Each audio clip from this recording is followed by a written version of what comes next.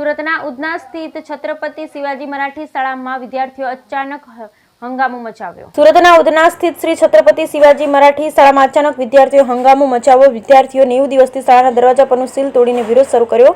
બીજી તરફ વિદ્યાર્થીઓની સુરક્ષાને ધ્યાનમાં રાખી સુરત મહાનગરપાલિકાએ ફરી એક શાળાને તોડી પાડી। રાજકોટ ગેમઝોન આગની ઘટનામાં યાદ પ્રવેશની સાથે સુરત જિલ્લાના તમામ શાળાઓમાં તપાસ શરૂ કરવામાં આવી હતી। જે શાળાઓ પાસે બીયુસી અને ફાયર એનઓસી સિવાયના જરૂરી પ્રમાણપત્રો ન હતા તેમને સીલ કરવામાં આવ્યા હતા। 100 થી વધુ શાળાઓને સીલ કરવામાં આવી। આ યાદીમાં શ્રી છત્રપતિ શિવાજી મરાઠી શાળા ઉધના પણ સામેલ છે।